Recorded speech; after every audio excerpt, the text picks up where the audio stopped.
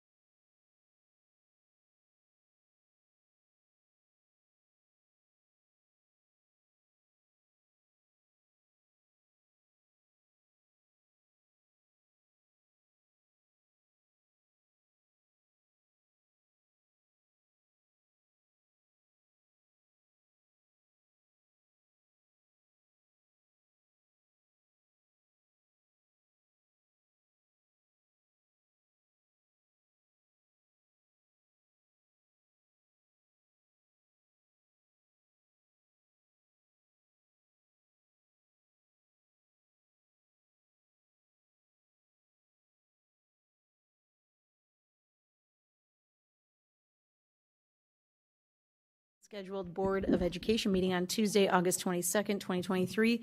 The board has been in closed session for items listed on the agenda since 5:30 PM. It is now 7:10. We have 7 board members present and 0 absent at this time. Can we all please stand for the pledge?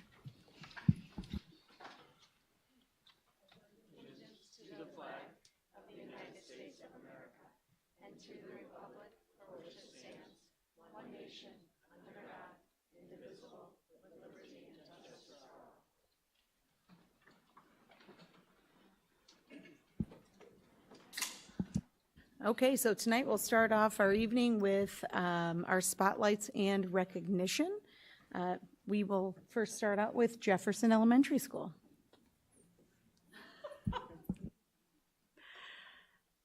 Hi, guys. Ooh, uh-oh. Oh, dear. It'll be okay? Yeah, okay, great. Hi, guys. My name is Lori Sweeney, and I have the privilege of serving as the principal at Jefferson Elementary. And I think most of you know this, but I just finished my first year over at Jefferson, and I'm going to tell you a little bit about what I learned. I spent most of last year listening and learning about the community.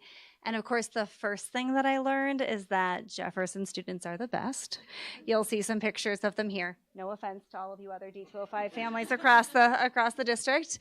Our kids are just absolutely a delight, and it makes being there every day a joy. What I also learned, though, is that Jefferson is a place that really lives out its mission. So our mission is that together, students, parents, and staff work together to achieve educational excellence. And one way this happens at Jefferson is through our deep traditions. If you know anything about Jefferson, you know that tradition matters a lot. So we have traditions like Proud Tiger Award winners who get a call home on Friday to their parent talking about how awesome they are. We have traditions that bring together our teachers, our parents, the PTA, like the Science Olympiad, which the kids form little teams and make little t-shirts. It was a delight. Maybe you came out for our Halloween parade this year. I think we're one of the few schools to still do this. We parade around the neighborhood, but the real treat is once we get back to the school, into the gymnasium with all the families, the teachers who have dressed according to a theme do a lightly choreographed dance for the children and for the parents. And this past year was the beach. It was a real thrill. And you can see our assistant principal who's sitting here behind me, Miss Pia Bartley. She was dressed as the tree up there in the back. And there I am as the lifeguard right next to Miss Lindsay, who's wearing a shark costume. So it was real great. I would say that the biggest tradition that we have, both in how many people are involved and in how long it has been going on, is our Thanksgiving feast, where our entire school eats together in our gymnasium. It's a real active community, and parents come and serve the food. Lots of these traditions have been going on for generations. Ms. Bartley was a Jefferson Tiger when she was a kid. They had a Thanksgiving feast. Instead of food services preparing the food, though, parents made the turkeys at home, and kids made the sides at school. And so this tradition has been going on for a really long time. So here's how they decorated, saying that they're thankful for the school. Traditions at Jefferson bind the community just over time. So we have a giving tree performance every year that's in honor of Jan Newman, a staff member who passed away. And this was her favorite book. At the end, the kids sing Shalom in her honor. There's a winter carnival that the PTA puts on where York High School students come back to volunteer, and they help just turn the whole school into a carnival. And you can see the person on stilts there in our gymnasium. There I am with a TJ. Some of our traditions, like I mentioned, have been going on for a long time, but some of them are relatively new. So in the past 3 years, we've done this One Jefferson, One Book, where the whole school reads a book together. This year, we read The Lemonade Wars, and then we had a reading night. You can see my friend there trying a lemon, going pretty well, and just so much fun. The school, we all read together. We have events that go around with the One Book, One Jefferson. It's just a really nice way that it brings the community together. And at the end of that, we have been fortunate enough to have the author come and speak to the kids about their writing process and what it was like for them. And this year it was really cool. The author did a really great job. So you might be thinking to yourself, like, some of those don't seem totally academic. It feels like you're having a lot of fun at Jefferson, and we are having a lot of fun at Jefferson. But one thing that I learned about the community this year is that relationships and trust just matter a tremendous amount. And so the relationships and trust that are built through doing all of these things in community lay the groundwork for the rigorous academic program that we have. And that is not to say that we are not building new traditions, because we are. And here are just a couple tied to some of the new materials we launched last year. So if you came to our school, you would see Mama and Baby Echo in many of our classrooms. These are puppets that are used with our Foundations program. And then I think another Jefferson tradition that we're sort of starting, building off of last year, you most likely know this, but in our Wit and Wisdom program, all of the kids get to learn about these really cool themes or these module topics. And those are going to repeat. Every fourth grader is going to have the same experience at Jefferson. So here's an example of a bulletin board a teacher put up with poems that are inspired by Love That Dog. The topic is about the heart, and it's about figurative and literal work with the heart. And so this poem here, that maybe if you look at the slides later, it's about one of our teachers, one of our students wrote it. And one of my favorites is first grade creature features, where the kids get to learn about all of these wild things that animals do. And one of the books is just about how all of these animals are really dangerous. And the kids' faces when you read this to them are just hilarious. They're having such a fun time learning about all of these different topics. So what I would say this year is that I learned that Jefferson is a resilient community full of hardworking educators and supportive parents, and I feel really lucky to be a part of it. It's going to be a great year, and I really thank you for your time.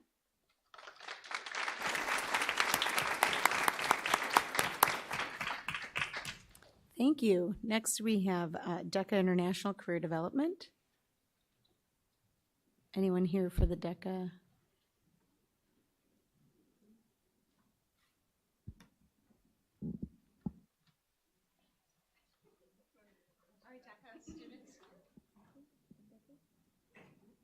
No? Okay, maybe they were unavailable.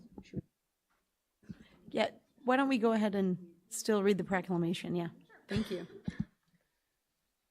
Okay, so we talk all the time about the abundance of opportunities that are available to our students across District 205 to try new things and be involved.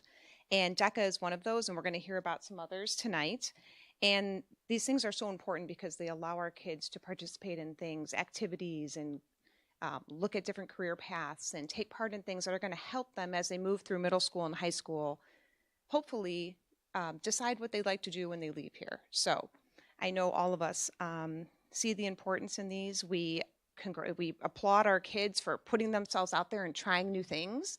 And we are very grateful to our staff members who make these opportunities a possibility for our students. So I just wanted to read the proclamation. Whereas Distributive Education Clubs of America, also known as DECA, prepares emerging leaders and entrepreneurs for careers in marketing, finance, hospitality, and management in high schools and colleges around the globe. Through their conferences and competitions, students are able to gain experience in future career fields through conferences and competitions. And whereas the 2023 DECA International Career Development Conference, also known as ICDC, took place in Orlando, Florida from April 22nd until April 25th. This conference drew more than 22,000 high school students, teacher advisors, business professionals, and alumni. And whereas PJ Abraham and Carolyn Wall competed in the Entrepreneurship Team Decision-Making event at the International Career Development Conference. The Entrepreneurship Team Decision-Making event includes the ability to recognize opportunities and to act on them, determine needs, identify markets, utilize marketing research, identify sources of capital, and use management skills. And whereas the team decision-making events consist of an exam to demonstrate content knowledge and role-play scenarios with teams developing an idea or solution to a problem that they then present to a judge. And whereas to qualify to compete at ICDC, PJ Abraham and Carolyn Wall first had to compete and place in the top 10 in the West Suburban Distributive Education Clubs of America competition. They competed and earned third place in the DECA competition. And whereas PJ Abraham and Carolyn Wall moved on and competed in the Illinois Career Development Conference and earning fourth place, and whereas these accomplishments bring pride and prestige to York Community High School, District 205, and the community of Elmhurst. Now therefore be it resolved that the Board of Education and Administration of Elmhurst Community Unit School District 205 express congratulations to these students, their parents, coaches, and faculty members for these outstanding achievements. Thank you. Thank you, Beth. Next up is Celebrate America Creative Writing Contest, 5th grade. Come on down.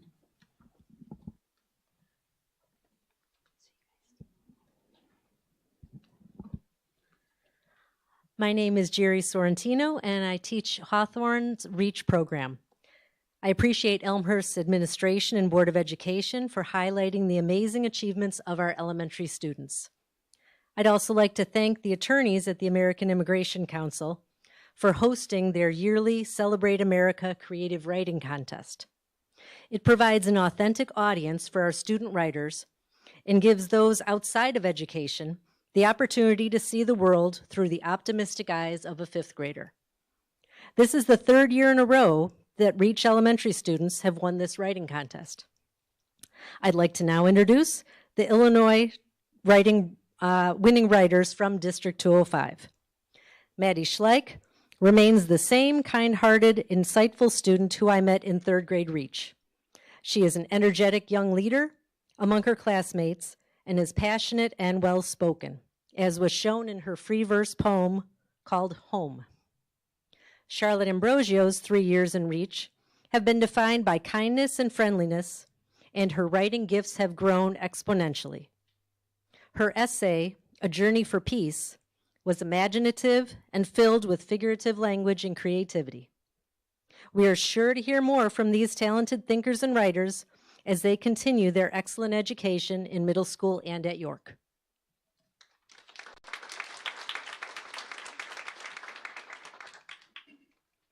Well, I think your teacher did a great job summarizing how lucky we are to have you in 205. And as Mrs. Hostler said, we're so grateful that you guys have had so many opportunities and will have so many more to express and put your talents on display for not just Elmhurst, but for the state and the nation. I'm sure we're going to see lots more from you. So I will read your proclamation. Whereas Elmhurst Community Unit District 205 5th grade students from Hawthorne Elementary entered the Celebrate America 5th grade creative writing contest. And whereas this contest was created to inspire educators to bring U.S. immigration history and lessons into their classrooms and provide 5th graders the opportunity to explore America as a nation of immigrants. And whereas every year the Creative Writing Contest aims to challenge and inspire 5th grades across the country to reflect and write. Over the last decades, this contest has touched and inspired tens of thousands of students, teachers, and administrators with powerful stories.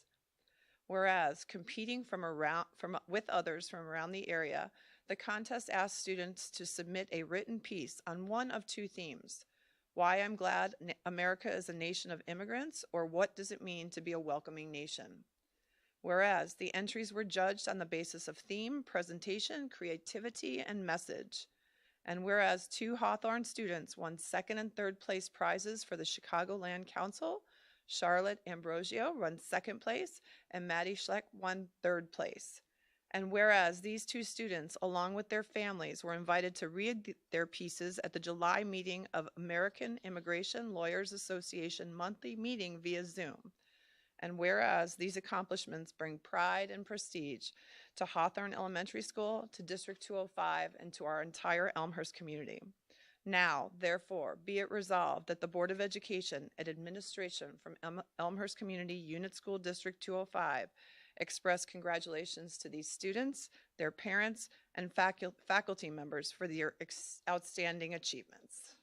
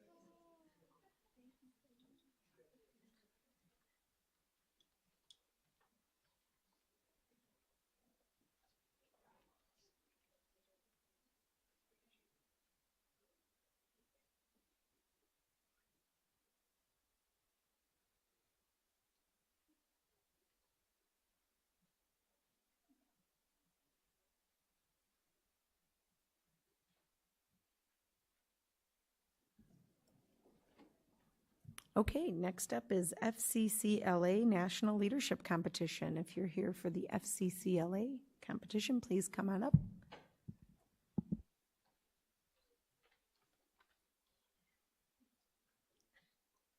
All right.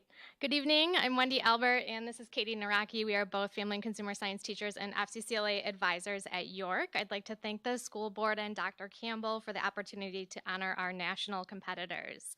I'd also like to thank our York administration and the district for supporting all of the amazing career and tech ed and FCS opportunities we have for our students. And of course, thank our other advisors who couldn't be here today, as well as our students' parents for supporting them throughout their competitive season. The proclamation will cover our medals and our awards that we won, but I wanted to give a little background about the different competitions so you can kind of see what the students were doing to get to that point. In the interior design competition, students are presented with a client problem and have to design regarding a specific space. This year's problem was pretty interesting. It was a youth counseling office. So our student that competed in interior design, Maddie, developed an original design for the spaces, including the director's office, individual counseling rooms, as well as a youth counseling space. She had to draft the floor plan, the elevation, select all the furnishing and decor elements, and then capture all of those ideas onto design boards. At the competition, she pitched her ideas to the judges and demonstrated her knowledge of elements and principles of design according to industry practices and application of the ideas to meet the specific specifications for the client.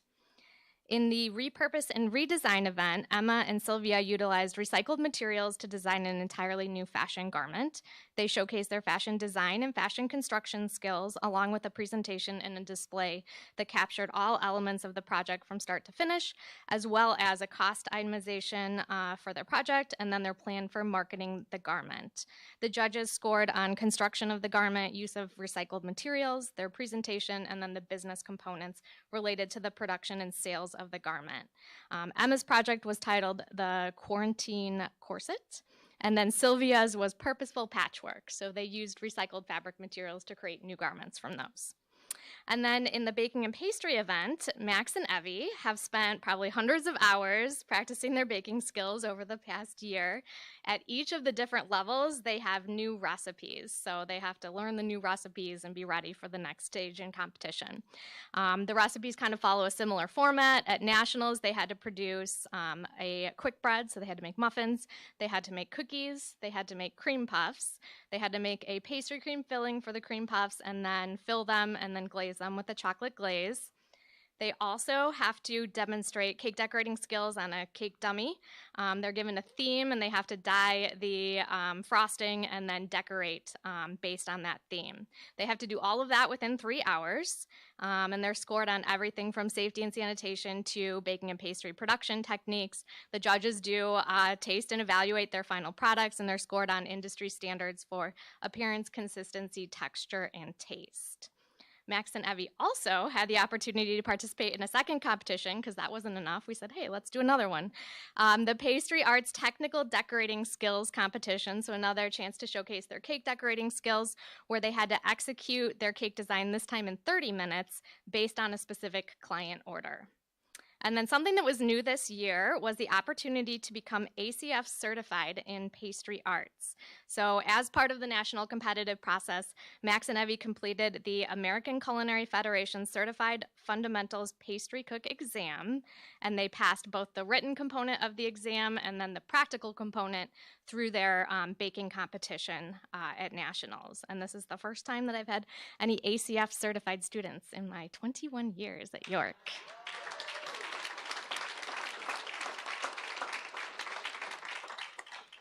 We're so proud of all of our students. We want to wish our seniors who are headed off to college, some of them there already, best of luck with freshman year. And then we're super excited to see what Max and Evie and Emma do with our competitive season this year.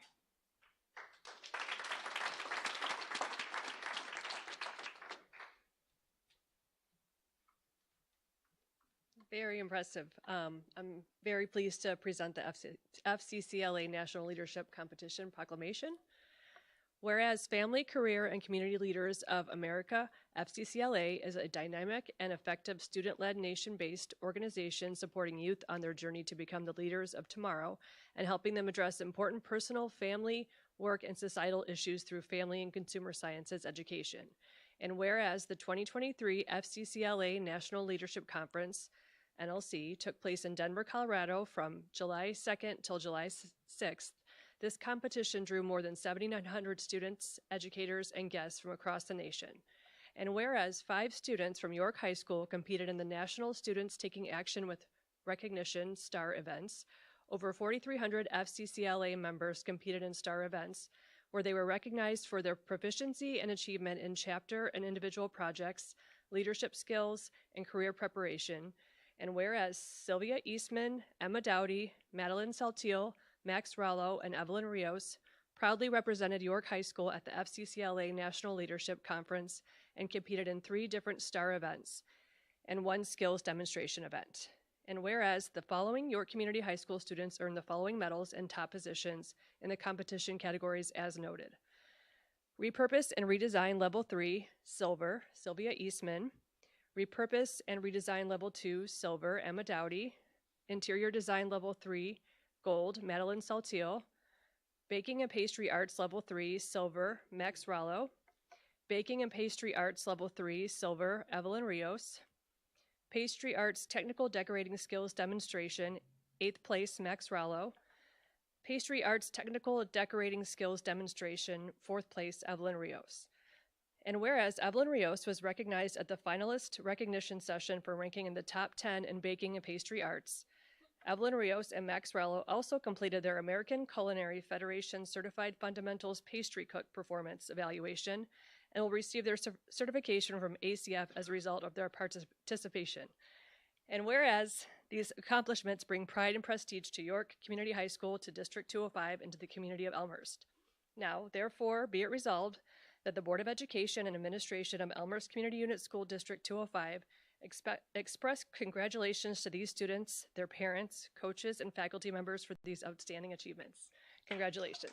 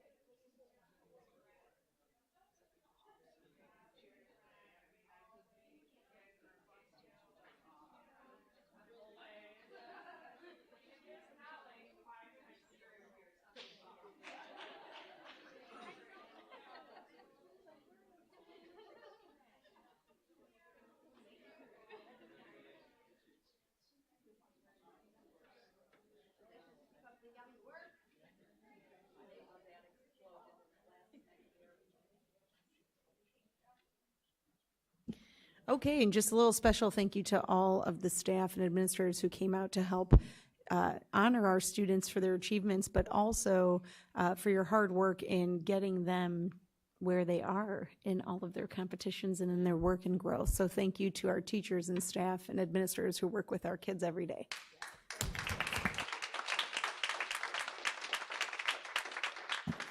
Okay, next is the public comment section of the board meeting, which provides an opportunity for community members to share information and perspectives with the Board of Education. And while the board does not respond during public comments, we are listening and thoughtfully considering the people and messages being shared. Each of us have high expectations for our community and ask that public comments are respectful and do not mention any individuals by name. The way in which we publicly engage when sharing differing perspectives is an opportunity to model healthy and respectful discourse for our students and greater community while creating an environment of collaboration and partnership. There will be 30 minutes allocated for public comments with up to 3 minutes per public comment speaker concerning items on this agenda. The board secretary will give a reminder when you have 30 seconds left. Let's begin with our first speaker. First speaker is Mrs. Belize.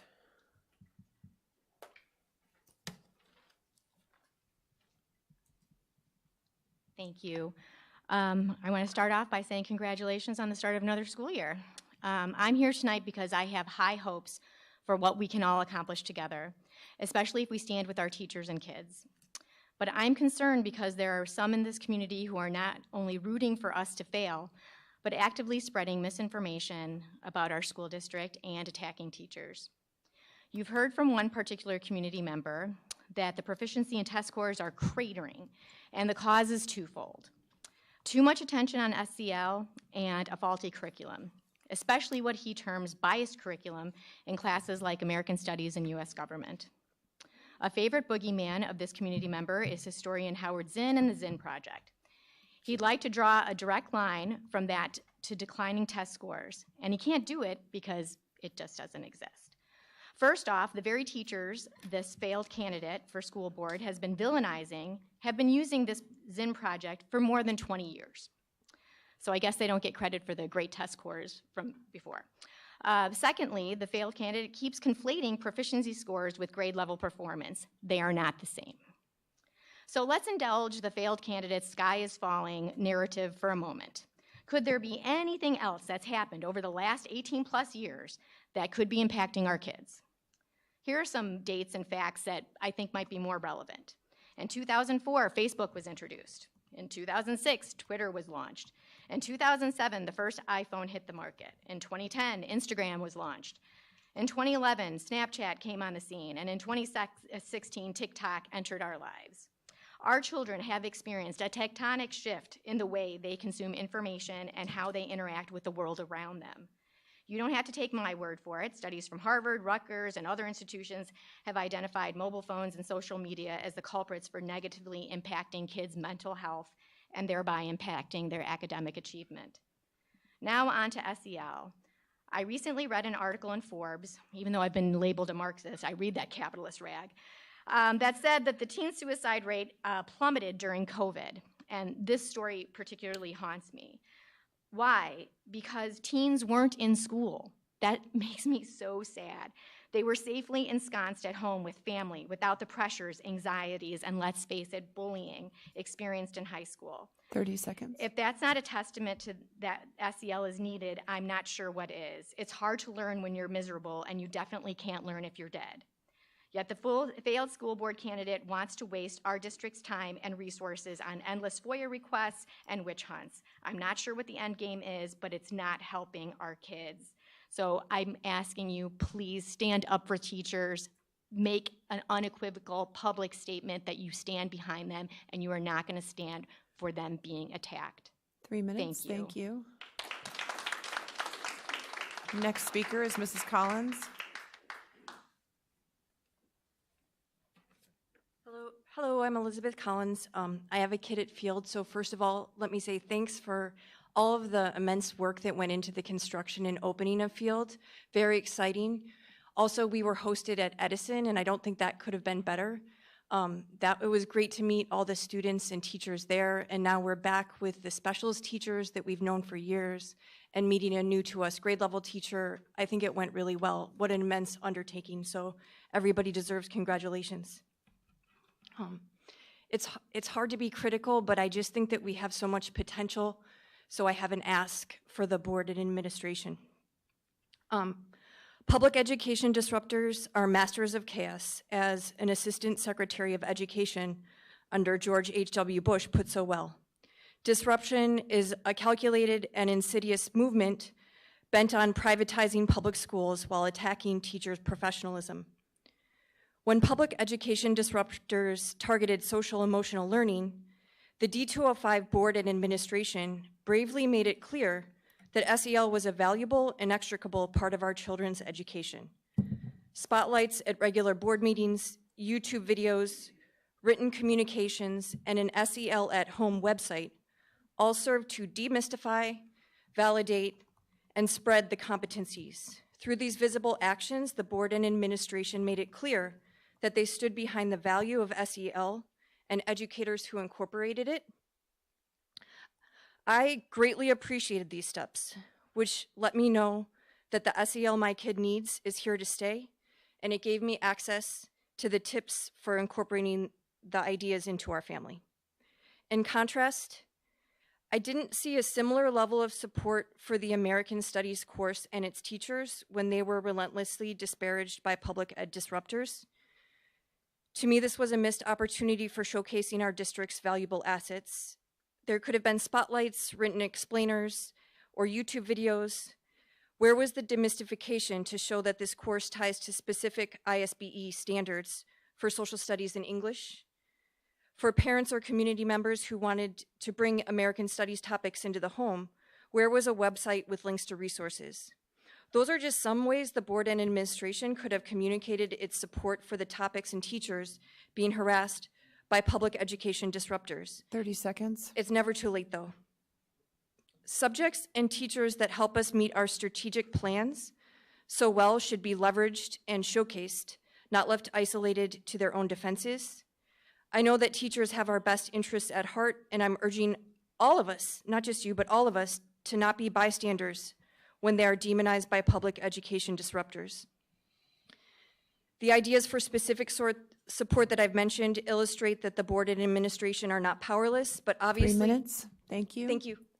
Our next speaker is Mrs. Fernandez.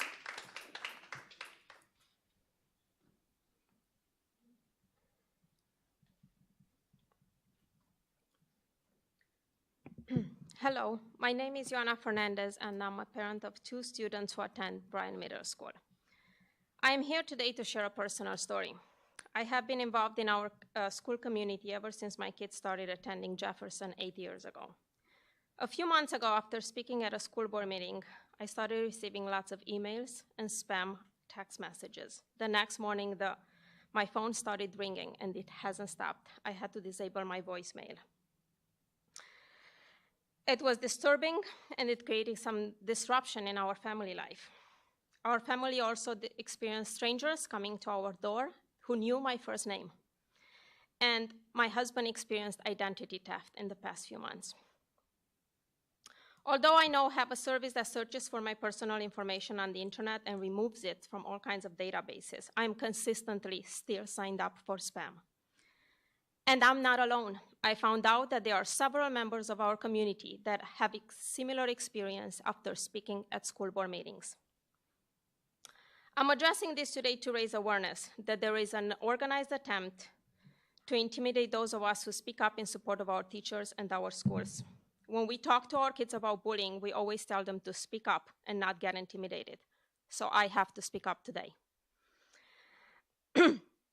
I contacted the authorities and put in place systems to protect my family and my personal information, and I'm dealing with this. I'm not here to look for pity or anything else. I'm here to speak up because this attempts to intimidate various members of the community, teachers, and possibly some of you in this room are happening because we believe that our kids' education should be inclusive, that our kids should be exposed to challenging concepts and ideas. We believe that these attempts to intimidate us are related to the same small group of very loud people who consistently email all of you to find proof of leftist indoctrination. The same people that overwhelm you with FOIA requests, who try to distract you, all of you, from doing your work. When do we as a community stand up and say this is enough? When do we set aside these distractions and focus on our kids, all of them, and what their needs are? Or on our teachers and library, because none of them are okay. They've been under attacks for over 2 years. 30 seconds. Thank you.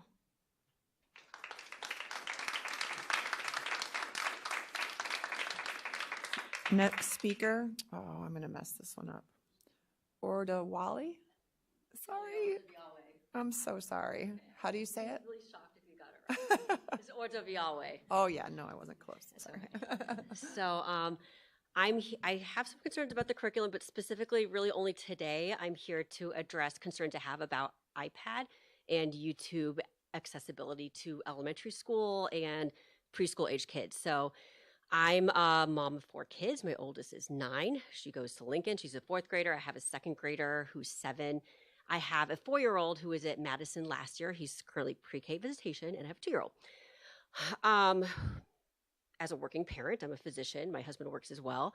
It has been a challenging, I'm sure, as it's been with many other parents, navigating screen time, social media use, other things that kids can engage on their iPads and whatnot. With my own personal iPads, this kids' iPads, I've noticed a huge difference in their behavior when they have access to YouTube and Roblox in particular. It's like a switch goes off, the dopamine goes off. They want to do nothing else but have access to that screen time. So with our personal iPads, it's out of sight, out of mind. We have gotten rid of them. They have very limited access to it. I can control it. With the school iPads, they get sent home with full reign on YouTube. Like it's an app on their iPad. And I've brought it up before, and I was told it's an important learning tool, which I guess may be the case for certain classes for older kids, but I do not know why it has to be available for younger kids. Some of the stuff they watch on it when they get home, it's not necessarily, I would say, X-rated, but it's not appropriate for their age. I mean, I have a video on my phone of some person with this needle. It's not a Botox needle, but going into someone's face. I mean, this is on my second grade's iPad. I didn't have to search for it. And I was told before that, sorry, we can't remove it. It's a necessary educational tool. Control your kid's iPad. I'm like, that's what I'm trying to do. And originally I was told I couldn't even keep it at school because they didn't have the accessibility to keep everyone's iPads at school. So I had to bring it home every day and then deal with trying to take it away from my kid and dealing with the meltdown from that. So I'm here to see, I mean, I don't think it's a healthy or safe environment for kids in elementary school or for 4-year-olds to be having access to this. I've been frustrated by kind of the lack of response from anybody to deal with this and kind of putting it on me and making me feel guilty that I'm not controlling my kids' screen time. And then number 3, I don't see why with all the technology we have today, why can we not have a different set of apps or whatever for high school kids and not apply the same to elementary school kids? So I'm asking for some accountability or some help with that. I know other parents of kids my age have had the same concerns as well. So thank you. Thank you. Next speaker, Mr. Chavez.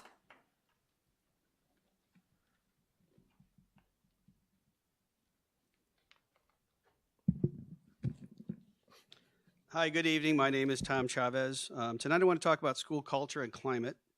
The district has repeatedly said it's committed to fostering a safe, welcoming, diverse, and inclusive environment for all.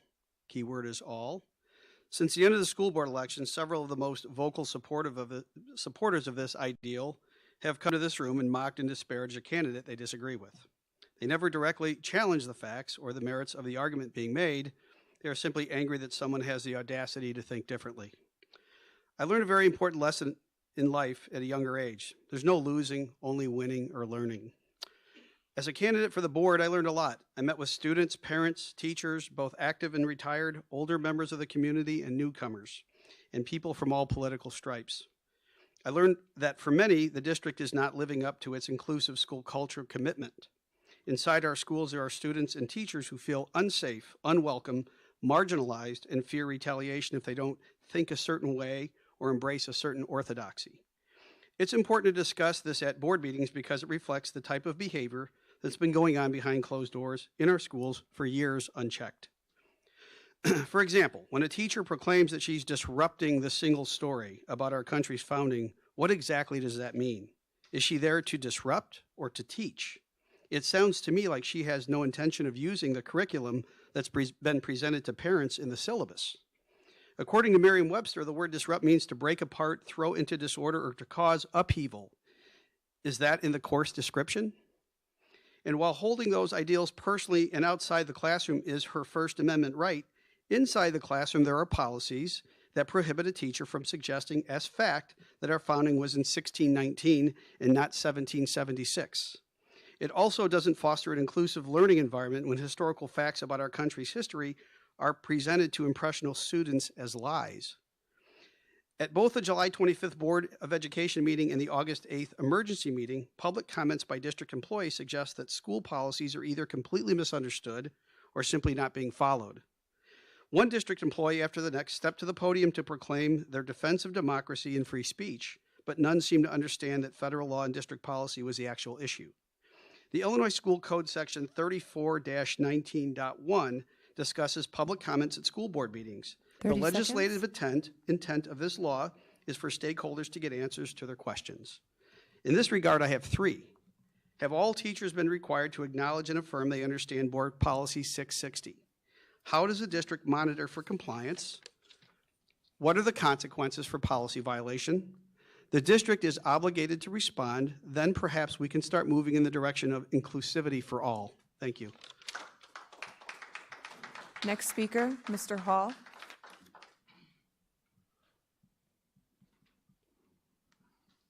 All right, I'm going to take this in a slightly different direction. My name is Dan Hall. I'm the Elmhurst Teacher Council President. I want to thank, this board and community and staff for what was a great start to the year. We had a wonderful kickoff. The community and the board passed a referendum to build some wonderful new facilities for this school.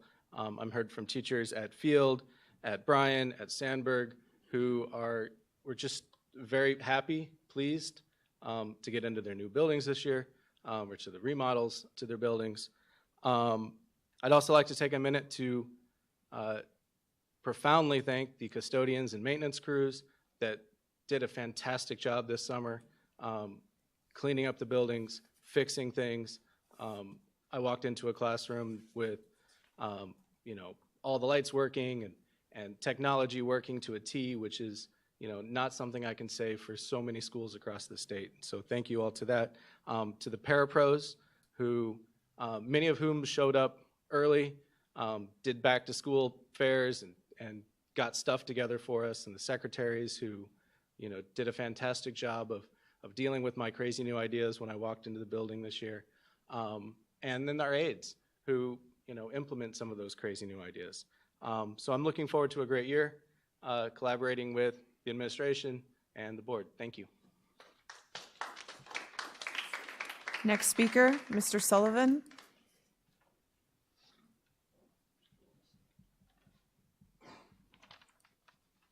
Hi, my name is Bill Sullivan. I was watching the District 205 online. It was last meeting or the meeting before. And a woman who described herself as a long-time teacher in District 205 came to this podium and said to you, the board, and the administration, quote, "The idea schools are apolitical requires a misunderstanding of our storied history." I'll repeat that. The idea that schools are apolitical requires a misunderstanding of our storied history.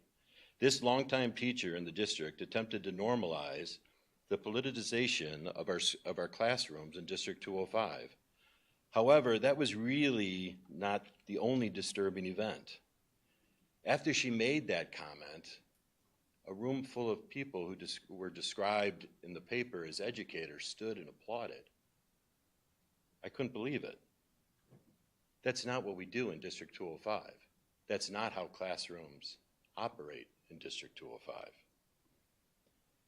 I always knew we had a few activist teachers in our schools, but this indicates the problem may be much bigger than I anticipated.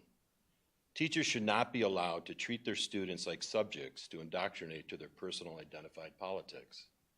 Look, tonight, whether you're wearing a blue shirt or not wearing a blue shirt, we all support teachers, but I think we can all agree that politics doesn't belong in the classroom, not for children. I would like the board to make a public statement upholding your current policy and ensuring the community that politicization of our classrooms will not be tolerated. Unbelievably, in that same meeting, another gentleman came to the podium and he communicated that the teachers union was responsible for the results in our most recent election and went on to threaten the board, saying, in a not so thinly veiled threat, quote, "It's your choice, your teacher or Tom Chavez. Make the wrong choice and I will be doing more than speaking at board meetings." This can't go unanswered by the board. This is a big accusation. This undermines the Board of Education. It undermines education in Elmhurst to think that the union was meddling in our community election. 30 seconds. I don't know what he means, that teachers union was responsible for the results of the election. How did the union meddle in the community's election process? I don't know. Did the union provide resources to individual candidates in the hopes that they would do their bidding? This would be completely inappropriate. The board needs to look into this further and communicate to the public any findings. Further, a public statement from the board should be delivered to the community that you as board members are committed to representing the community taxpayers and students of District 205. 3 minutes, And you thank will not you. tolerate any meddling by teachers or not by teachers, by the teachers union. Next speaker is Mr. Baker. How fortuitous that I get to follow him because I'm the thug that threatened you. When I spoke to you, I said that the decision you were going to make on that teacher in many ways had repercussions in the community because the person bringing the complaint had been roundly rejected by the voters, as had all of his cohorts and even some other candidates. Now, I know you made your own decision, and I'm not here to talk about that anymore, but I did end my comments, pretty much the quote the guy said. But what he and his cohorts don't know is I reflected on that. And as all of you know, shortly thereafter, I sent you a written apology. Now, I don't regret what I said, but I do regret the way I said it, and it was probably not the good choice of words. As you could see, I speak extemporaneously. I don't know how to use my phone to put words down, so I'm just talking to you from how I feel. So I wrote you all an apology, and I'm very happy that you responded and accepted the apology. So I'll speak more carefully in the future, but what I have to say won't change. You need to support your teachers. You need not to succumb to pressures from groups who want to redirect this school's education to fit their own very narrow view of how the world should operate. Do that. I won't talk to you at all anymore. You'll just be doing a good job.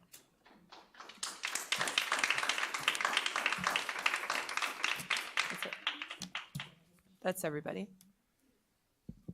Okay, thank you to everyone who took the time to voice their concerns, support, or perspectives to the Board of Education. Common practice of the board is to follow up with the public commenters after the board meeting and as needed.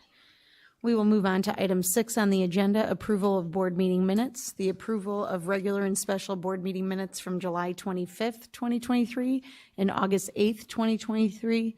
Are there any changes to the minutes? Seeing no changes, meeting minutes stand as presented.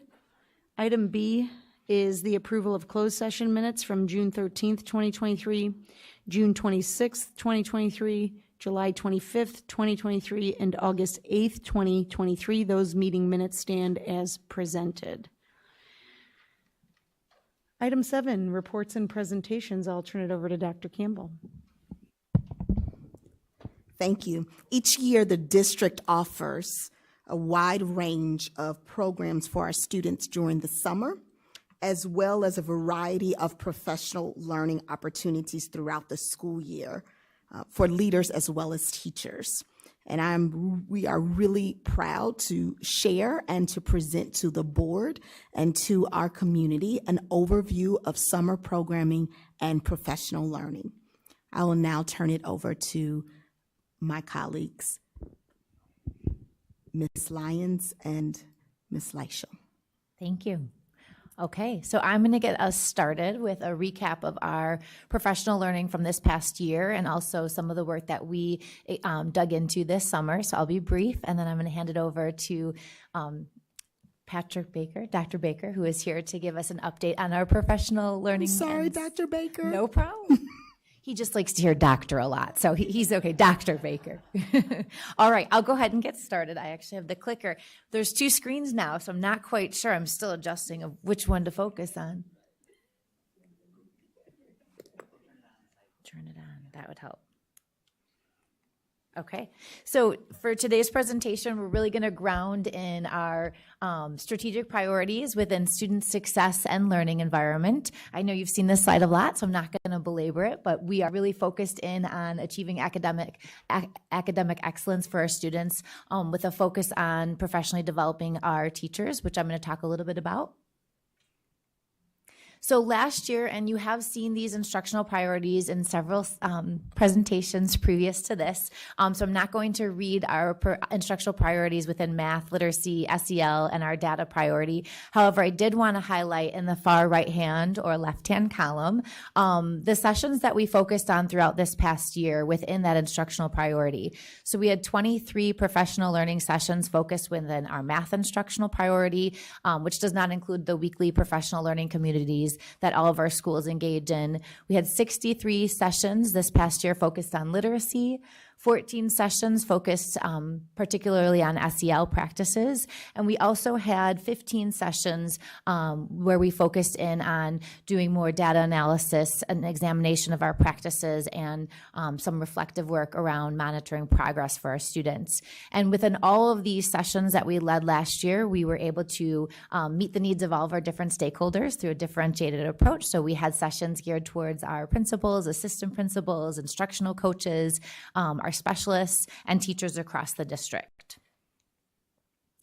This past summer, we continued to build on those instructional priorities, and we brought over 120 teachers, specialists, special educators, math teachers, literacy teachers, dual language teachers, and you'll see within those priorities some of the work that we focused on. Again, I'm not going to read all of it, but I will focus on some of the new pieces that we engaged in. So Wit and Wisdom is moving into a pilot in grade 6, as you all have heard and approved, and we dug in with our grade 6 teachers around some of the launching of those materials and doing some internalization of their first module.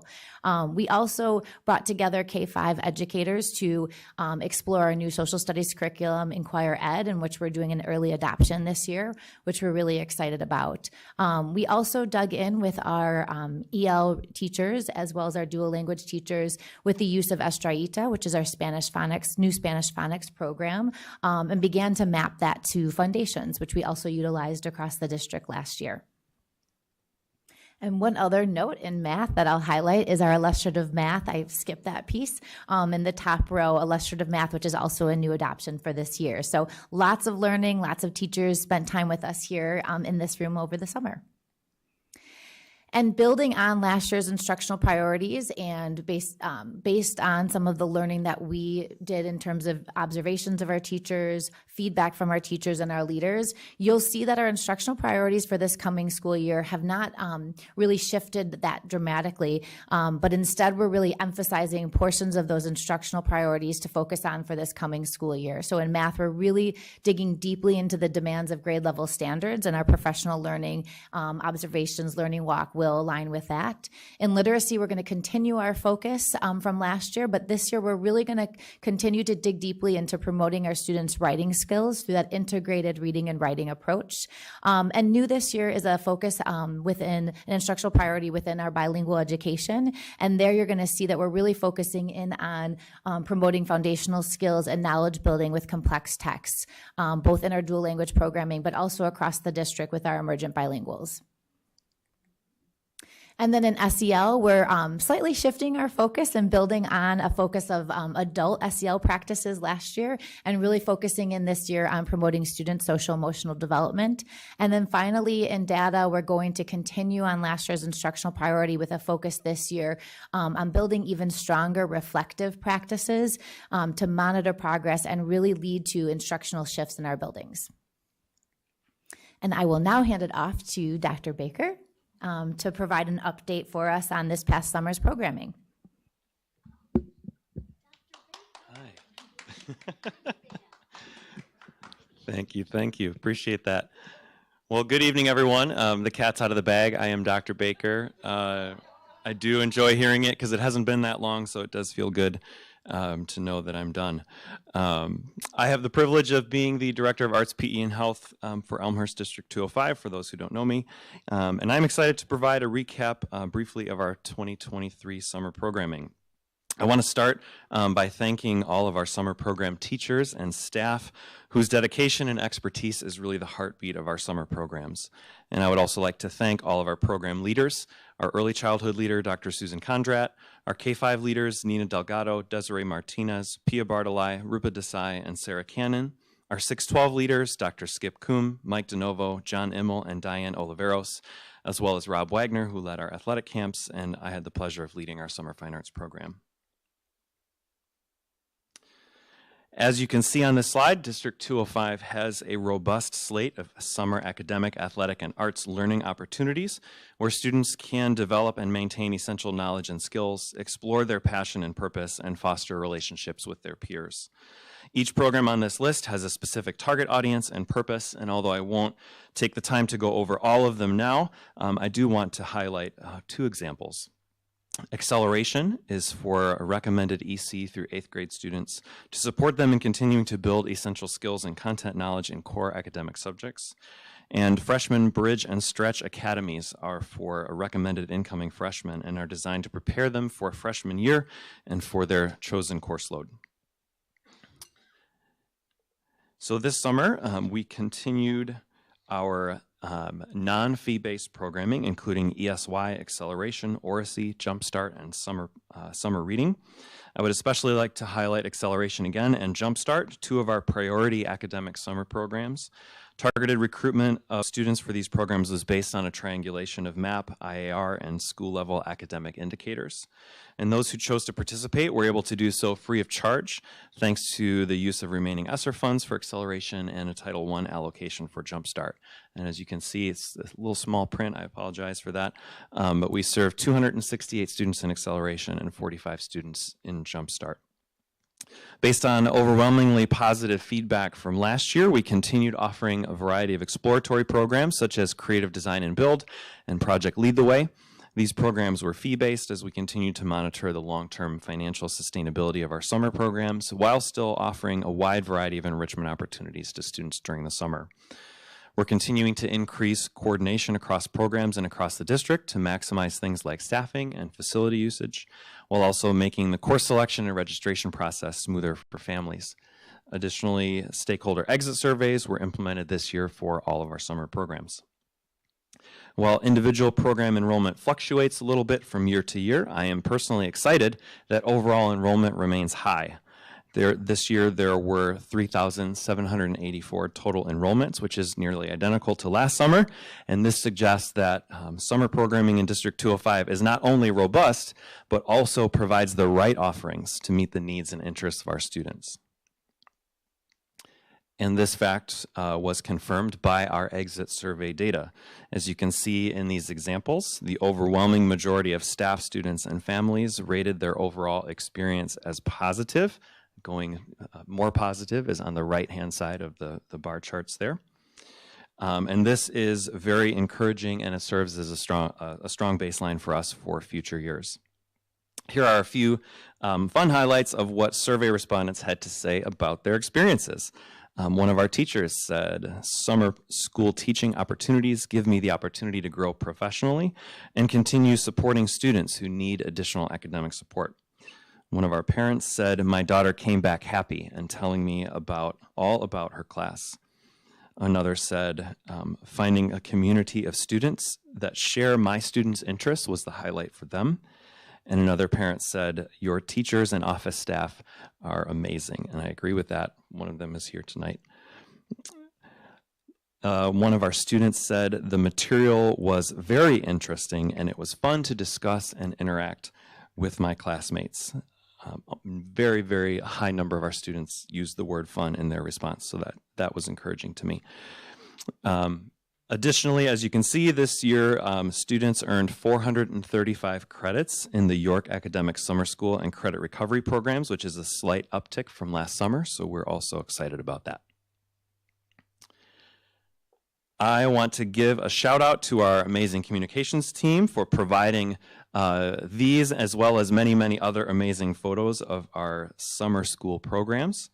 As you can see here, there is a place for all students in summer programs here in District 205, and we're extremely proud of that. As we begin this school year, preparation for next summer has already begun. Hard to believe, but it has. In order to continue to evaluate the impact of our academic summer programs like Acceleration, we will be utilizing ECRA to monitor actual student growth compared to expected student growth. And this will allow us to ensure that this targeted summer programming is having the largest impact possible, and it will provide us the opportunity to make changes to curricular offerings down the road as needed. We also will continue to refine the identification and recruitment process for our acceleration and credit recovery courses. Please be on the lookout for communication about summer programming for next summer beginning in February. Thank you all so much. I would be happy to answer any questions you might have about summer programming. Thank you. Thank you. Anyone? Yeah, I was going to say, Go ahead. I'll just give a huge shout out. Everything, not only have my kids had an amazing experience this summer with the program, but everything I hear from our community members, anybody from, driver's ed to all the different kind of academic experiences. I hear mostly from the middle school kids who, because they take a language and band, orchestra, or choir, don't have the opportunity to do Project Lead the Way at middle school. They're so excited that they get those kind of exposure during summer school opportunities. And so that's like a big, huge one I hear about how positive it is. But just a huge shout out, because I think just in the time that I've sat on this board, the turnaround and amazing experience opportunities that our kids are getting this summer has just, every summer has grown and grown and grown. And you just keep setting the bar higher and higher, and we'll keep pushing it for you, but That's we great. appreciate all the work you put into it. Thank you. Appreciate that.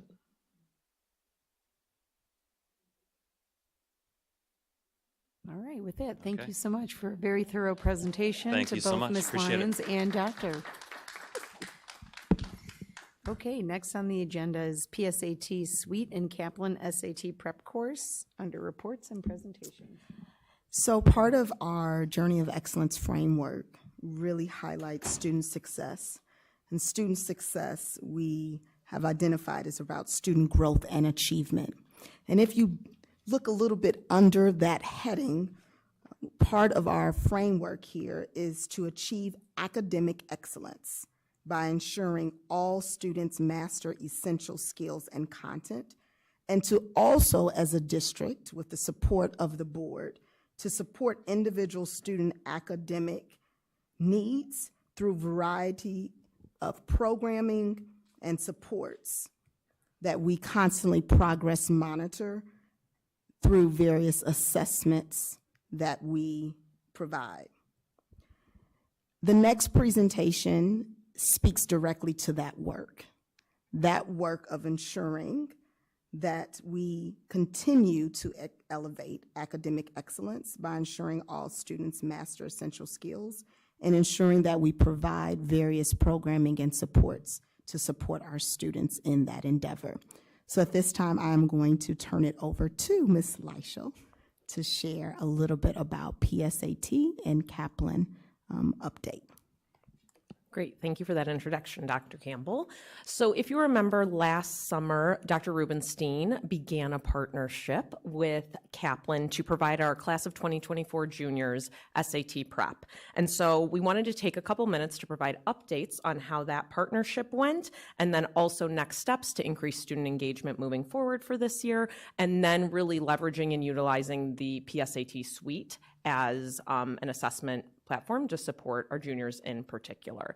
So Dr. Campbell, I will talk very briefly over this because Dr. Campbell did such a nice job, but we are really leaning into student success and we know, right, that SAT prep is one way to support our students in those skills and content, and especially the navigation of an assessment, but really the work that's happening all day, every day in our classrooms at York and well before they get to high school is also supporting that achieving academic excellence as well, and this is just one piece to the complex puzzle that's supporting our students holistically.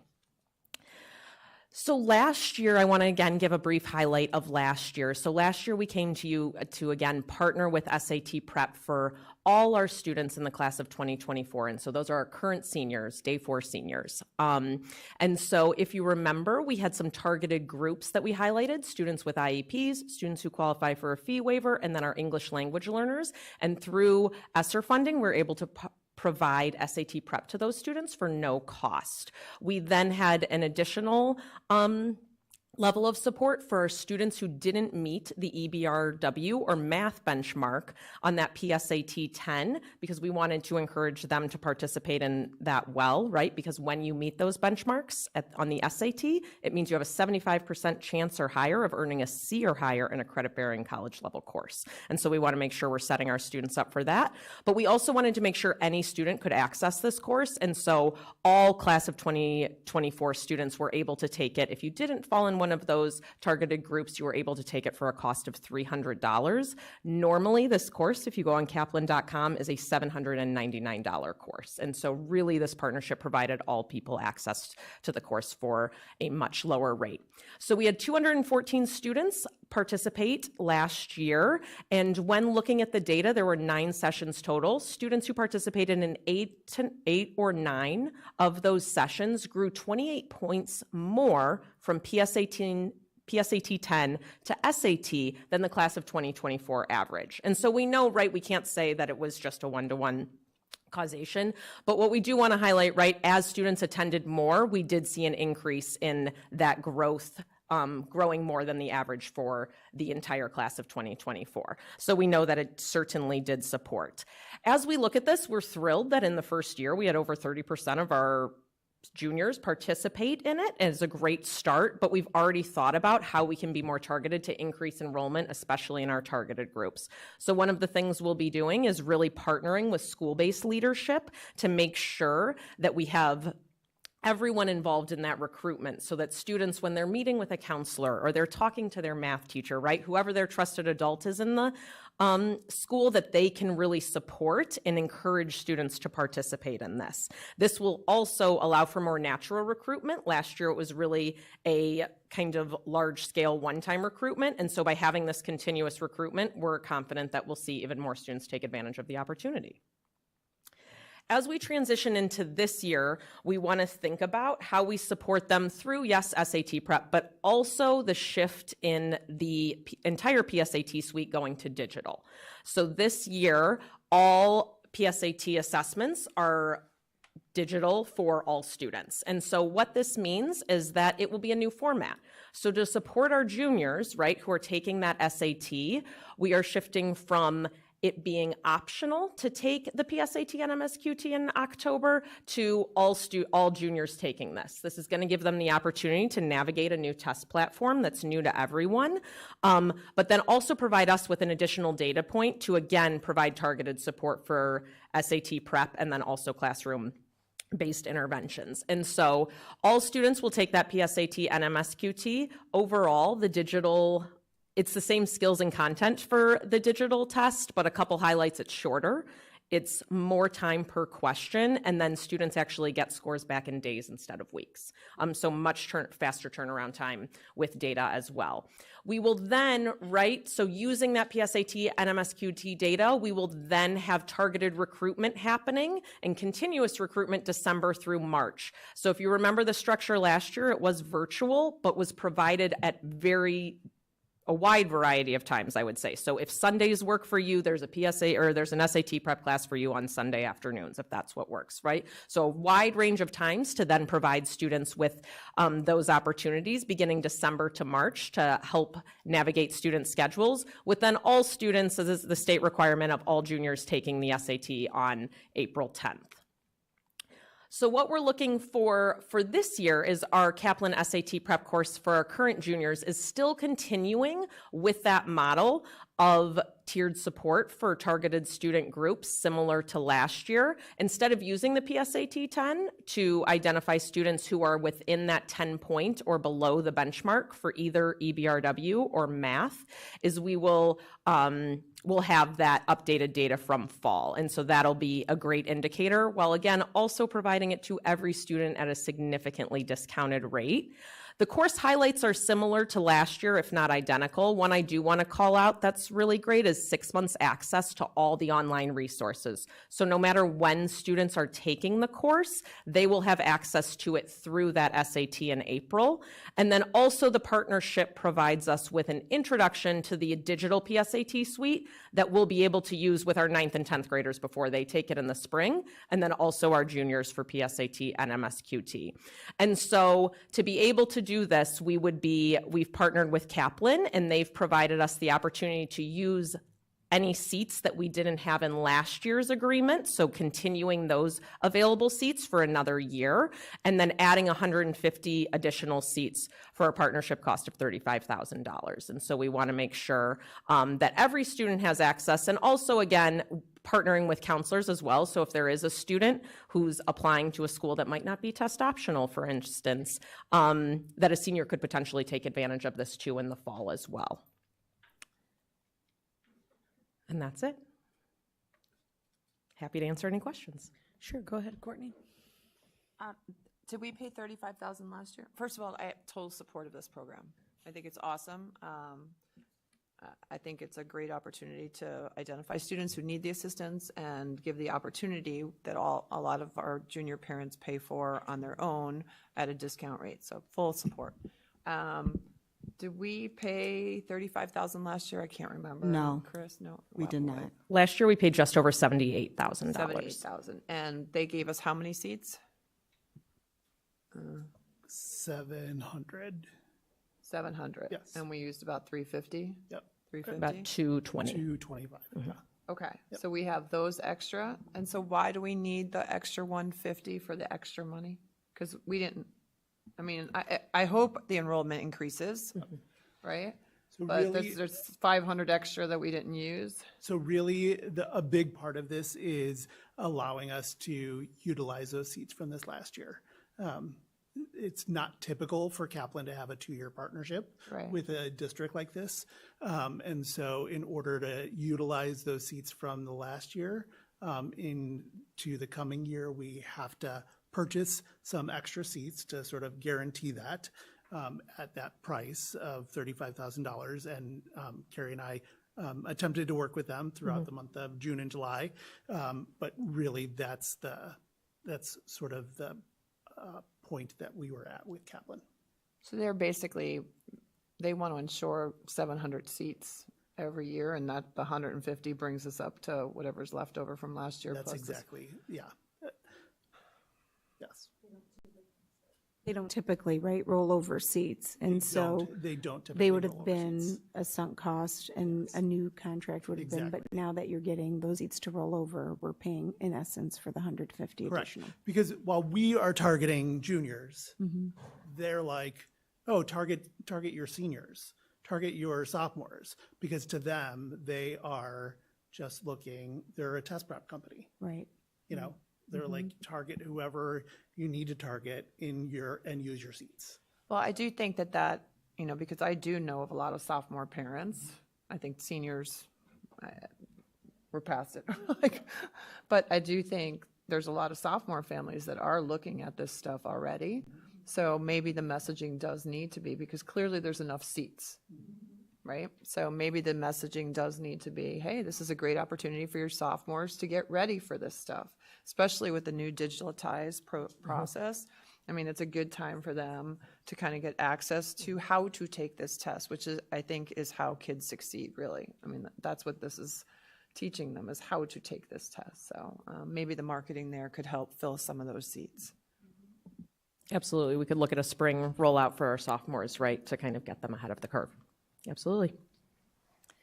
There's also our seniors, I know, that continue to take the test if it means certain things for, at, you know, different levels. So it would be good to make sure they know that that's an option for them as well. I just had one other. You mentioned one thing, Carrie. I think what you were saying was that if students reach a certain benchmark on this test, then it sets them up for success in college. So I think that's really important, and I think just messaging and communicating that to our parents and making sure they understand it's not just about doing better on this test. I know there's a lot of schools that are test optional now, so some might choose not to pursue that route, but that it also is giving them support in, as they move forward, being successful in their college courses. So I think that's a really important point that you made, and I just wanted to, you know, clarify that, make sure I heard it right. Absolutely. College Board, I don't want to age myself, but several years ago, actually changed the benchmark for the math because they were finding, right, that they had to raise that benchmark for it to be true that 75% of the students were getting a C or higher in the College bearing coursework. So it is, right, it's an early indicator of success in college. Thank you. Kara, then Jim. I just, well, first, I think this is awesome, and finally. So I just, kind of to build on to what Beth said, I feel like there's an education piece for both students and parents that maybe, last year, since it was the first year, didn't seem to happen. And I think both understanding that even though schools are test optional, not everyone understands that scholarships and money a lot of times is awarded by these test scores. And so this is an opportunity to potentially do better and earn more money from a school or for a scholarship. And just helping that too, it's not just for junior, I think broadening to for sophomores, because I know a lot of people had already made a decision by the time they heard that we were offering, they've already enrolled by the time a communication went out that we were offering it. So those would just be things to really, help people understand the importance. And I think with test optional, there's a feeling that, maybe it doesn't matter, but it does matter. So, or it can really help too. So, yep. Yeah, I'm hoping the PSAT and MSQT, having all students take that as well, will also be an opportunity, right, for some education through sending scores and looking at that. But definitely, right, merit-based scholarships, going to an honors college or getting into selective programming is frequently a benchmark or a threshold of a certain score is needed. So absolutely. And starting that communication sophomore year, so people are thinking about it before they actually have to make the decision junior year, and can kind of plan, you depending on activities and, there's a lot of things for high schoolers that are. And to piggyback off of that, going through the college search experience right now, you literally go there and they're like, there's like a matrix. You have this is your GPA, this is your, SAT score, this is how much scholarship money you get. It's not a conversation, it's not subjective, it's very objective.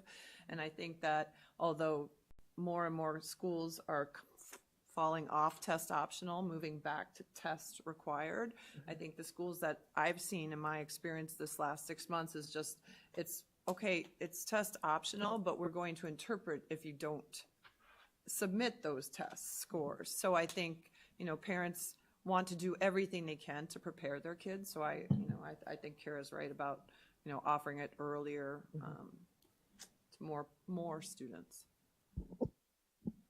Great. Jim?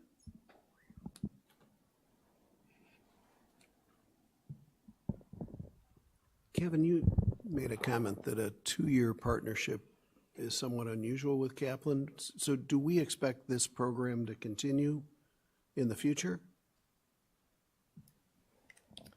I would say we're evaluating it every year, right, to see if it's successful and to see if it's meeting the needs of the community. But I think what is rare, right, is usually you get those seats and those expire July 1. And then, if you're interested in continuing a partnerships, it's an entire new contract. And so because of the uniqueness, we really advocated for them to allow us to continue to use those seats so we weren't having to. So that was the part that was unusual? Yeah. Okay, all right. Can I ask you to back up a few slides in your presentation? Keep going. Oh, wait, that one, that one. I have to believe that on freshman orientation day, if you showed that slide to parents, particularly the part on the right-hand side, you'd get parents thinking about what junior year is going to look like. And you'd obviously give Kaplan advantage as well, but I think the more students we have in any brand of prep class, the better our students do on the SAT. I have to believe that correlation would hold true. Kaplan would agree, yes. They have the data that we chose one that had the data to confirm that. So, there's nothing like starting our marketing program early to improve our kids' outcomes. Just a suggestion from the peanut gallery. Love that, and I think Tanya Daniels is taking notes, so you might be called to be a part of a video that we will put together and have you repeat that line. I'd be happy to participate, but I would not, you can I guarantee you, I would not put as many words on a slide as that was on the very first slide of this presentation, which was another eye exam. There we go. That's my favorite slide. Miss Daniels can take notes on that too. So the other thing, we talk about schools going test optional. I'd like to take the other side of that. Carrie, as you well know, there are very prestigious schools that super score. And all of a sudden, after a student takes the test their junior year, they realize they could get more scholarship money, or they could be admitted to the honors college, or they could be admitted to the program of their choice if they just got one of those two scores up a little higher. So I would think that access to seniors to this would be, if they are going to, if their school of choice is one that super scores, would also be, seniors would be very interested if they needed to just shore up one of their two scores. That's all I have. Absolutely. Thank you. Yeah, we'll definitely open it up, right? Seniors, there'll be different timelines, I would say, right? As we're thinking about the rollout, seniors is feeling more urgent as you make decisions and as you apply. And with those college apps, where our sophomores, spring would be the time where then we're starting to gear up. But I think there's a real opportunity starting freshman year, especially with the suite of assessments, to really do some education for students and families around what this is, while also sharing the data that we see and kind of it being a standing partnership that we provide to families. Absolutely. But overall, I think this is a great effort. This was brought up, I don't know, I'd say a decade ago, and the administration at that time looked at the board and said, well, I'm in a prep class. That's kind of like, I got the impression that they felt it was kind of like cheating. That if you gave your kids a prep class, that they'd do better on this high stakes exam. So thank you for embracing the idea of a prep class can help our kids' outcomes. So I think this is terrific. Thank you. Yeah, we want our students to be able to navigate it, and navigation of assessments is a skill. And so we want them to get that explicit support. Great. Anything else? All right. Thank you for that presentation and dialogue. We'll move on to item 8, which is the consent agenda. Is there anything anyone would like to pull from the consent agenda? Nope. Okay. Can I have a motion for the consent agenda, please? I move that the Board of Education approve the consent agenda as listed. A, personnel report. B, financial reports. C, EIS administrator, teacher salary and benefits report, school year 2023. D, approve Board of Education 2023 joint annual conference expenses. E, special education supplemental staff contracts. I'll second. Motion by Ms. Troutman, second by Ms. Hostler. Please call the vote. Mrs. Troutman? Yes. Mrs. Hessler? Yes. Mrs. Caforio? Yes. Dr. Henry? Yes. Mr. Collins? Yes. And Mrs. Assef? Yes. And Mrs. Arvanitis? Yes, 7 ayes, 0 nays, motion passes. Item 9 on the agenda is the agenda action items. We have item A, special education progress monitoring tool. Dr. Campbell? My colleague, Dr. Rubenstein, is going to share, but over the past year, we've worked to identify a common progress monitoring tool to support students in our special education programming. And so we've now arrived at the identification of that tool that he will share with you tonight. Yes, so I don't have a presentation. I am just bringing a proposal before all of you. So prior to my arrival in the district, when the district did a special education program review back in 2019, there was a need identified for what's called a special education progress monitoring tool. And it is a tool that is used with students with disabilities primarily,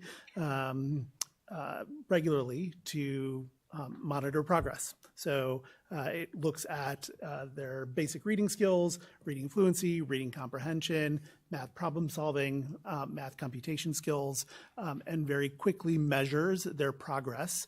And in our situations, measures it over time and helps to develop stronger IEP goals for all of our students with disabilities or those students with disabilities who need it. In our current situation, we have been using an eclectic approach, to say the least. So we have been using some non-research validated tools. So things like EasyCBM, which are okay to use. We've been using some rubrics, which our district team has put together. And we've been using some other measures which are not really meant for progress monitoring. And we are really excited to bring forward to you 2 products. One of them is FastBridge, reading and math curriculum-based measures, which we're hoping to use in K-8 special education classrooms, and then Renaissance Star, which we have already been using in our high school classrooms for special education students in grades 9 through 12. So the assessments typically take a short period of time to administer, between 3 and 7 minutes. And this is really just exciting work as we have brought in some feedback from our special education teams. The feedback has been remarkably positive. This is going to make it much easier for a parent or family member to really see exactly where a student is at any given moment in time about how their student is reading or doing a math skill really specifically and helping us to intervene at that level. So we're going to see how we do this year after board adoption and then perhaps look at expansion over the coming years to our multi-tiered systems of support and in other areas. So the cost for that is just under $20,000 for the 2 products and for the number of licenses that we would need. So I would ask for your approval and adoption this evening. Thanks, Kevin. Can we have a motion? I move that the Board of Education approve the contracts with Renaissance Learning and FastBridge at a cost not to exceed $19,106. I'll second. Thank you. Motion by Ms. Hostler, second by Dr. Henry. Are there any comments from the board? Question? I'm good. Sure. So Kevin, you said the assessments take, 3 to 5 or 5 to 7, I can't remember. Yeah, like 3 to 7 Okay, minutes. 3 to 7. You blended them. Yes. How often will they be given to the students? So it depends on the student, and it ranges from every other week to once a month. So yeah. So And how quickly can the results from those assessments be used to kind of pivot in an individual student's plan? Right. So they are the results are received instantly, and so the way that it works in special education is that you typically want to have 3 to 5 good data points in order to really understand where a student is going. And so once you have those 3 to 5 data points, you're gonna be able to make a better determination about where you go. So the way that we're thinking about doing this and planning to do this is that we're not going to ask everybody to redo their goals right now. So we are planning on training everybody right away. And then as students' IEPs come up over the course of this year, they will prepare with the new progress monitoring tools. So if my IEP is coming up at the end of October, I would start to be using it at the beginning of October. So I have 3 to 5 good data points in that time period, and then I'll write a new goal based on that. And so 3 to 5 data points, just so that on one bad day doesn't kind of skew the kind of big picture plan, correct? Correct. Yep. All right, and then last question, did I read something in one of the memos that says that the budget for this is already included in the special education program? We've already got the budget. Okay. Yep, Awesome. exactly. Thank you. Thank you.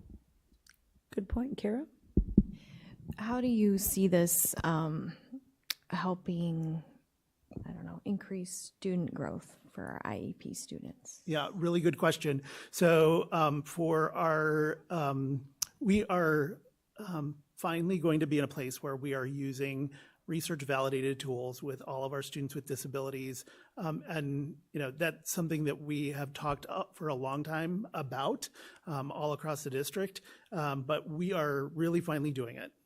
In every single one of our classrooms, we are implementing, with the implementation of these progress monitoring tools, we're really going to be able to accurately assess growth. We're not taking a risk by measuring it based on a homegrown rubric. We're not flipping a coin using Fountas and Pinnell benchmark. We're not doing any of those sorts of things. This is a tried and true assessment that has been endorsed by the federal government, by several university research assessments that will allow us to really sort of help to accelerate student growth over time. So, Is this K, and sorry if I missed this, but K through 12? So FastBridge it can be used K-12. We are planning to use it K-8, and the high school is going to be using Renaissance, which is recently acquired as the same partner product, 912. So. And then will this go into ECRA data, or is this like a separate silo? You're really, you're like on point tonight. So this, we are going to talk about that, about sort of the common benchmarks that will end up in our ECRAS data system. Yeah. Yes. Okay, that's all I got. That was my moment. Because because the ECRAS data system, it resets students' growth based on their last 6. So we don't want it to, reset too quickly. Yeah, okay. All right, thank you. Because I know it's been progress. A long time coming. Worked on goals. Yes. Yes. Developing good goals, and this is now good another big piece monitoring, and so it's a good, all that, it takes all these pieces to both monitor and then also give the resources that will get increased student growth. So, Absolutely. So thank you. Yes, thank you. Yeah. Jim? Kevin, you made reference to Fountas and Pinnell as flipping a coin. Can you explain that? I'm just curious. Recent research studies, and my colleagues Carrie and Katie can help to validate this if I say it wrong, but and they're probably laughing and grimacing right now. So recent research studies have put out the idea that classifying students and identifying students who are at risk using the Fountas and Pinnell benchmark may be about 50% accurate.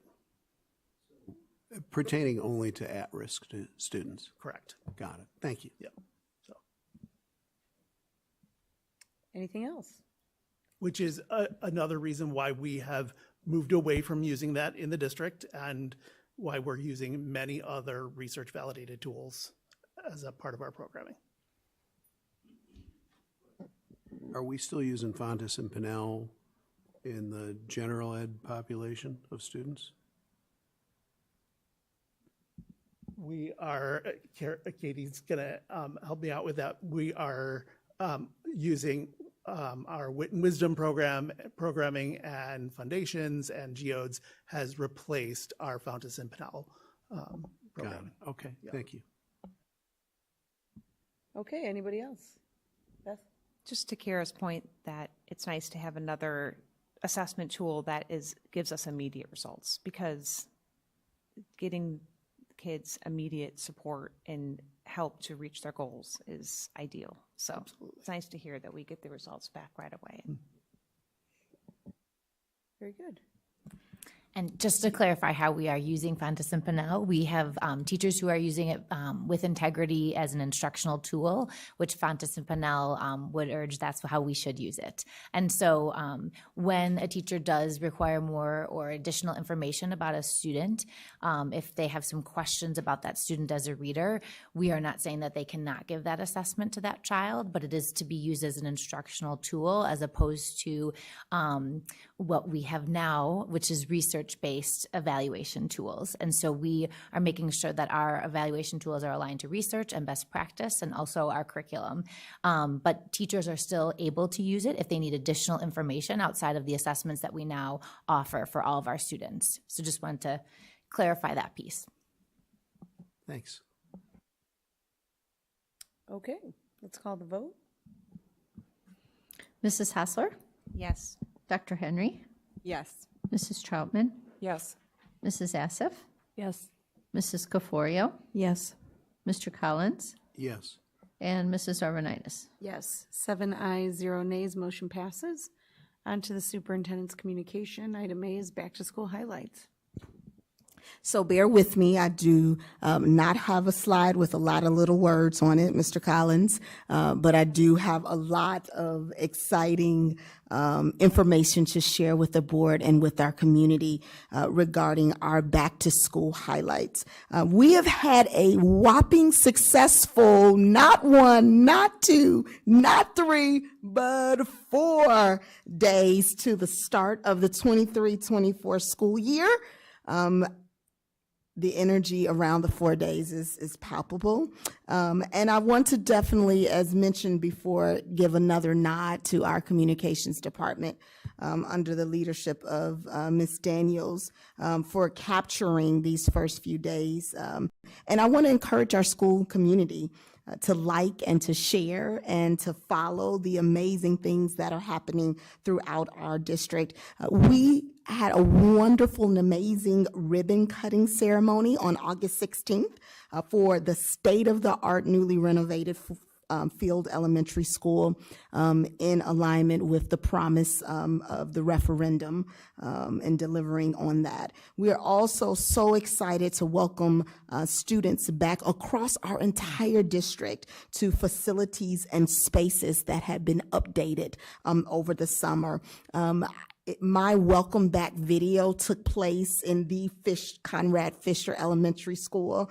They have an additional 6 classroom interior renovations, new classroom spaces and hallway configurations, an amazing new media center, and an additional, with the addition of a maker space.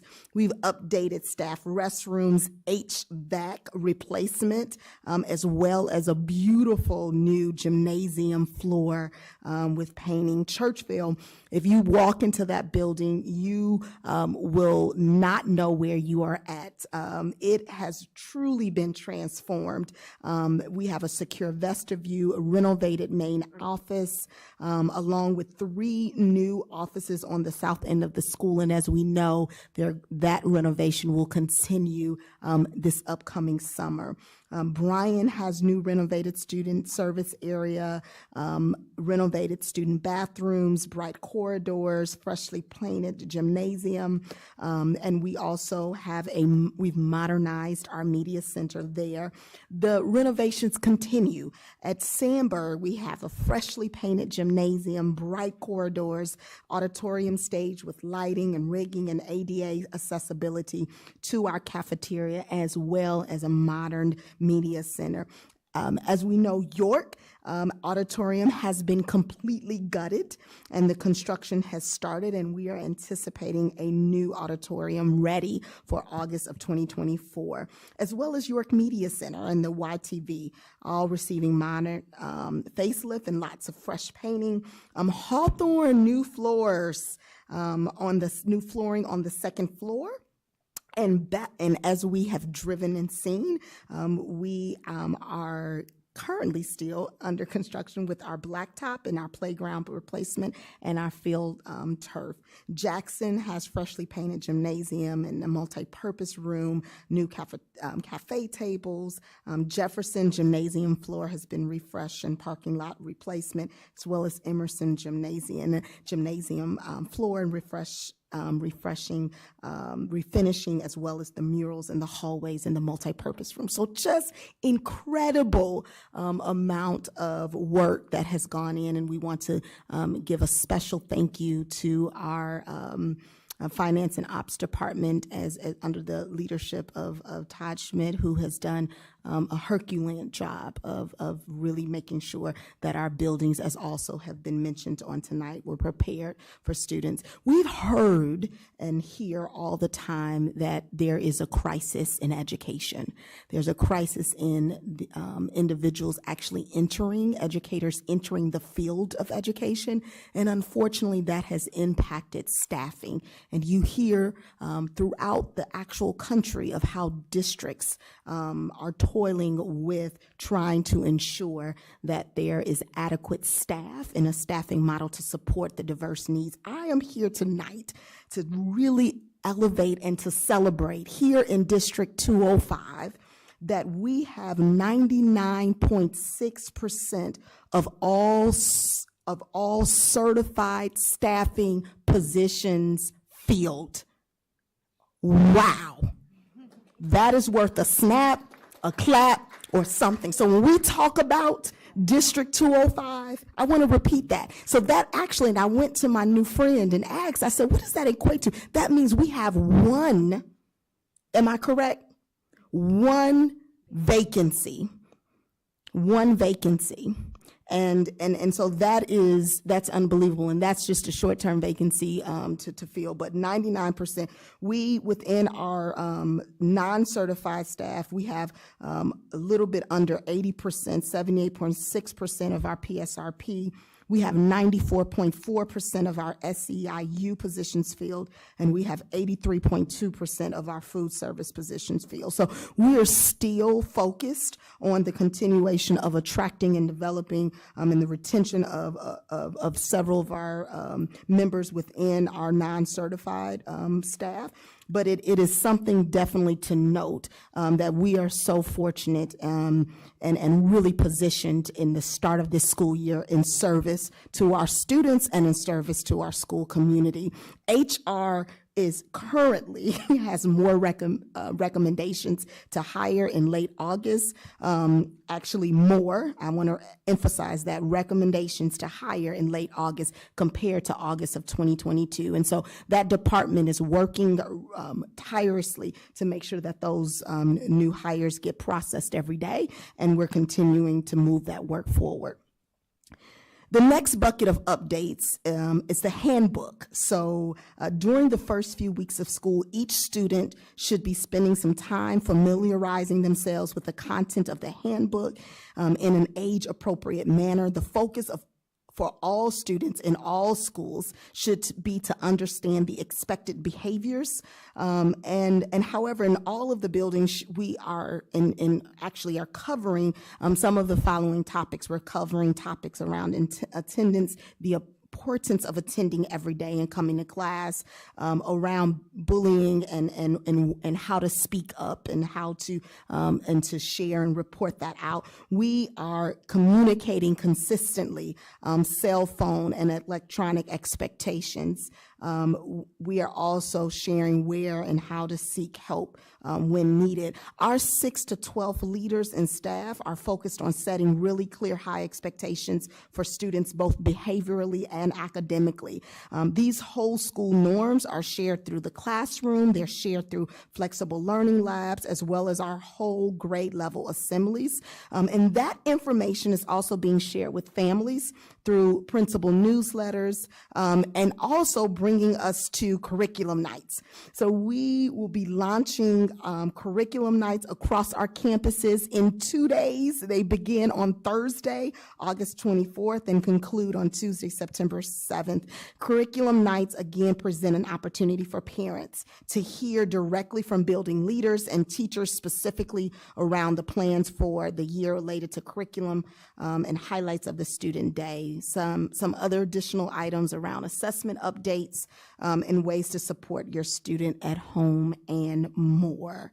Lastly, I need to know Field Community Open House. We want to invite our community in, a community that has all played a role to contribute to our brand new field. And so Field Community House open house will take place on Saturday, September 16th from 10 a.m. to noon. And of course, that information has already been shared across our social media platforms, and it will be shared again as a reminder. That concludes my back to school highlights. Actually, I'm sorry.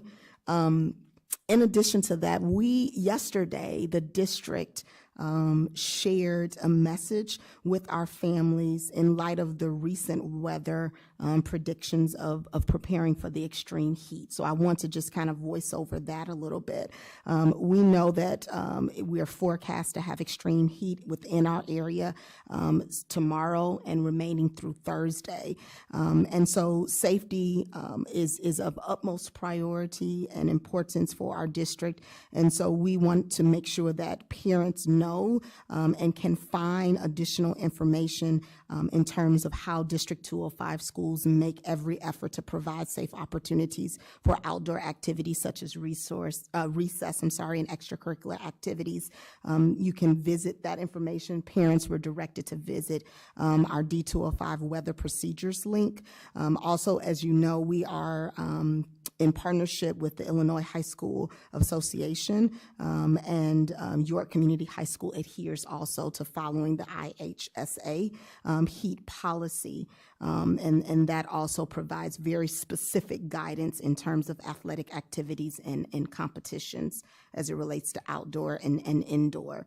And then the last thing that I would just add to that is we know that we have several families that take and utilize our bus services. And so we're going to continue to closely monitor the forecast and the expected weather over the next couple of days. But we want to remind our families that our buses are not equipped with air conditioning. And so, we do not anticipate any change in our bus operations and in our schedules, but we do ask that parents use discretion and consider what they need to do for their family over the next couple of days. Windows and vents will be open on all buses according to safety guidelines to allow for much needed airflow, but we did want to just voice over just the awareness that we are anticipating over the next couple of days. Sorry for a very long back to school highlight and update, but that concludes that. You're okay. That's good. And I just wanted to say thank you to you, Dr. Campbell, because the board was, of course, at the All-Staff. We had board members represented at the All-Staff Institute Day. We've been out at schools as parents and as board members, and the excitement is real. The kids are thrilled to be back, especially in their new and updated spaces. But I think what is so nice to even still see, out of my own personal kind of experience, I'm dropping my kids off at school and I'm still seeing administrators outside and teachers and staff outside, and the excitement is still there. And it's not a one-day thing. It's something that we are doing, or that you and your team are doing, to create that culture of belonging, right? And create that warm and welcoming environment. So thank you to you and your team for all the hard work, for being there for our kids. You guys did an amazing job this year, and as in the past. But this one, for some reason, felt a little different. So thank you. And just one more, sorry, Courtney. Just one more. Thank you for the field update for the community open house. I have a lot of neighbors asking, and the excitement around the field. Traffic has changed. pedestrian crossways have changed, all for the better. But also just people in our community who don't have children in the school want an opportunity to see it. And I thank you guys for putting this together. I'll make sure I took a note so that I can tell all of our neighbors out there when it is, and hopefully they're able to make it. And I'm sorry, one little note that we will make sure that we connect and reach all of our field neighbors. And so we actually will have like a little small postcard of that information that will go out just in case they don't have, you know, kiddos in the district and not have that regular communication form. So thank you. Thank you. Courtney, you had I something? just had a quick one. When can parents expect to see the handbooks uploaded on the website for them to be able to access? Handbooks are on the website already Just looked. under the, yep. I looked at Churchville and York, and I didn't see it. So it totally could be user error because. It's fine. They're on the district website, and we will check tomorrow to make sure that they are Yeah, no, linked the with the school schools websites. are not. Okay. So they're 22, 23. All right. So yeah. Great. Thank you for letting us know. Thank you. Yep. Appreciate it. It's all your fault, Rudy. I'm just saying. Whoa. Somebody's got to get thrown under the bus. Okay, we'll move on to FOIA requests. Dr. Campbell. FOIA requests, 3 FOIA requests for specific staff communication with specific community members and organizations granted. 1 FOIA request for former staff communication granted. 2 FOIA requests for notice of remedy, 1 granted, 1 denied. 2 FOIA requests for withdrawal disciplinary action denied. 1 FOIA request for Local 73 settlement agreement granted. 2 FOIA requests for questions of library, classroom materials unduly burdensome. 1 FOIA request for Elmhurst Patch FOIA request granted. 1 FOIA request for student discipline report unduly burdensome. Thank you, and a quick thank you to Kathy for helping to get these 13 FOIA requests and the double-digit numbers we're seeing the last few months out with the right information and available to people in a timely manner. Really appreciate your hard work there. We've seen an uptick, and thank you for doing that. On to social media highlights. So before Rudy hits play, I will say that tonight's social media highlights are, it's a little special and a little different. So telling the story of District 205 and the amazing things that are happening here is super important. And we worked hard over the summer to create the video that we believe does just that. I'd like to take a moment to say thank you to Garrett on my team, who coordinated the entire thing, worked with all of our staff, our students, and worked closely with all of the building leaders to make this happen. And a big thank you to all of the students and staff that you'll hear and see throughout the video. So enjoy. How do you achieve excellence?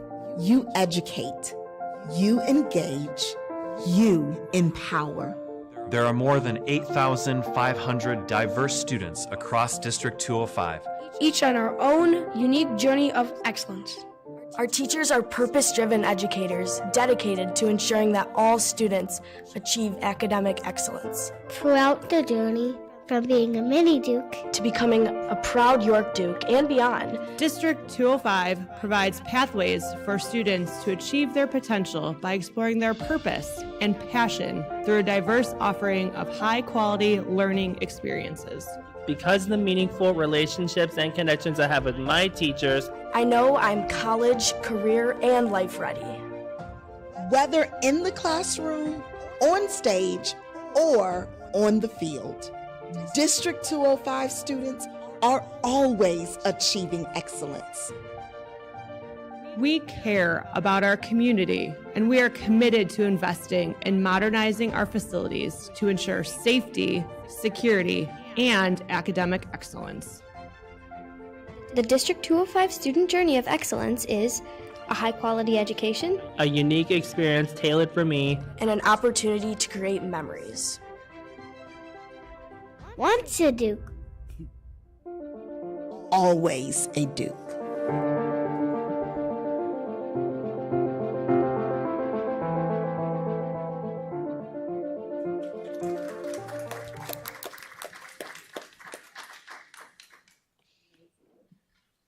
Really really great depiction, right, of where the district is and where you guys are going and working so hard and putting all the effort and energy into getting our kids there, which is wonderful. So thank you, and I think it's a great video that depicts just that. Thank the you. story.